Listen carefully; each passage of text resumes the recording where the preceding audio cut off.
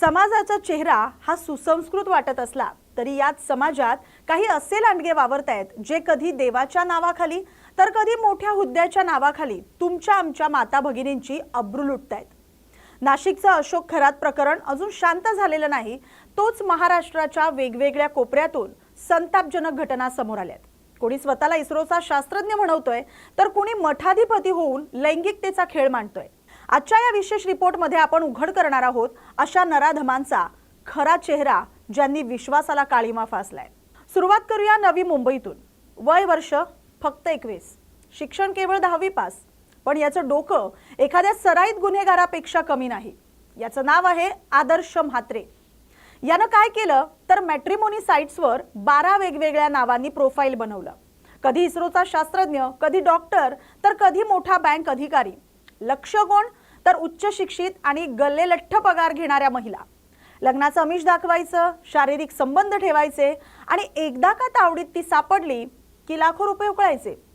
नवी मुंबईच नाही तर मुंबई, पुणे, नागपूर अशा अनेक शहरात यानं डझनभर महिलांचं आयुष्य उद्ध्वस्त केलंय। आता हा शास्त्रज्ञ पोलिसांच्या कोठडीत चक्की दळतोय। दुसरीकडे नांदेडमध्ये काय घडलं तर जिथे लोक श्रद्धेनं नतमस्तक होतात त्याच मठात वासनेचा नंगा नाच सुरू होता। गाडीपुरा भागातील मठाचे प्रमुख संत हरिगीर दत्तागीर गिरी महाराज, वय वर्ष 38, एका 47 वर्षीय महिलेला लग्नाचं आमिष दाखवून या महाराजानं तिच्यावर अत्याचार केला। जेव्हा लग्नाची वेळ आली तेव्हा हा बोंधू बाबा म्हणतो की मी संन्यासी आहे, लग्न करू शकत नाही, पैसे घे आणि तोंड बंद ठेव। भक्तीच्या नावाखाली चालणारा हा अधर्मी खेळ आता उघड झालाय। पोलिसांनी याला बेड्या ठोकल्यात, पण प्रश्न हाच आहे की अशा भोंदूंवर विश्वास ठेवायचा किती। नाशिकच्या अशोक खरातनं तर संपूर्ण राज्याची झोप उडवली आहे। स्वतःला कॅप्टन म्हणून घेणारा हा माणूस शेकडो महिलांच्या आयुष्याशी खेळलाय आणि वसईचा ऋषिकेश वैद्य, या सर्वांची पद्धत एकच, विश्वास मिळवायचा आणि मग विनाश करायचा। हे लोक फक्त गुन्हेगार नाहीत तर हे समाजाला लागलेली कीड आहेत। हे रिपोर्ट पाहून फक्त रक्त सळसळते।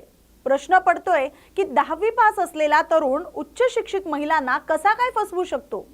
अध्यात्माच्या नावाखाली महिलांवर अत्याचार होतातच कसे? आमचे काही रोखठोक प्रश्न आहेत। मॅट्रिमोनी साइट्सवर प्रोफाइल्सची पडताळणी का होत नाही? महिलांनी अशा अनोळखी व्यक्तींवर विश्वास ठेवताना सावध का राहू नये?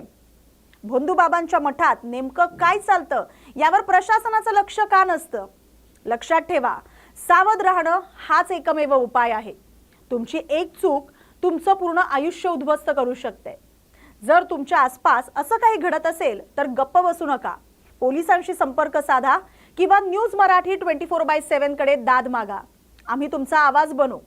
अशोक खरात असो किंवा आदर्श म्हात्रे यांना कायद्याच्या दारात खेचल्याशिवाय आपण स्वस्थ बसणार नाही।